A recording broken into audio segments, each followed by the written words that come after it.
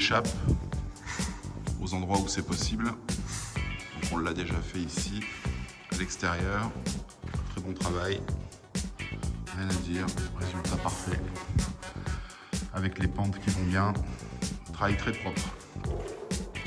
Le pisciniste continue à poser carrelage imitation bailli, qui va devenir turquoise quand ce sera rempli d'eau. Et donc la pose du plancher chauffant est en cours. Toute la partie des enfants est faite. Et là, avec la couronne de 600 mètres, ils sont en train de poser le reste.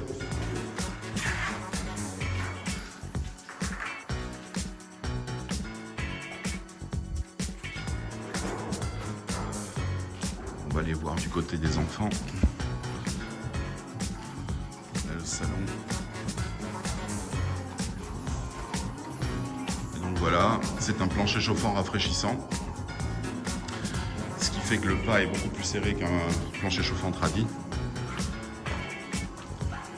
Les WC, toujours bien faire en sorte que les serpentins aillent partout.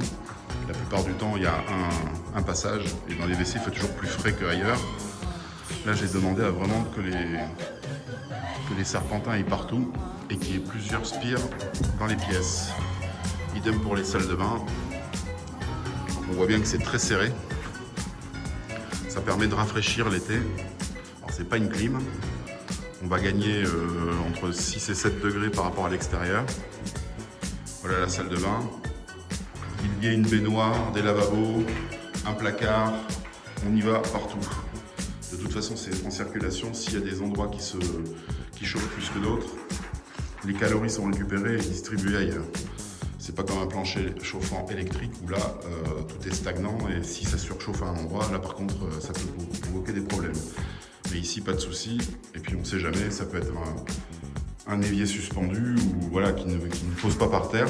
Quand vous vous approchez de l'évier, vous avez tendance, quand les spires là n'existent pas, ben, le plancher forcément est plus froid. Et c'est assez désagréable dans une salle de bain. Tout sera réglé pour éviter la condensation, car un plancher rafraîchissant, forcément, si la température est trop basse, on finit par avoir de la condensation sur le sol. Donc tout ça est géré par des sondes, des thermostats et la chaudière qui calcule l'été, la pompe à chaleur qui calcule ce qu'elle doit envoyer dans le sol pour éviter la condensation. On descend jamais en dessous de 16 degrés. Et là pareil, échappée extérieure, franchement, beau travail. Les stagiaires qui font leur petite visite aussi.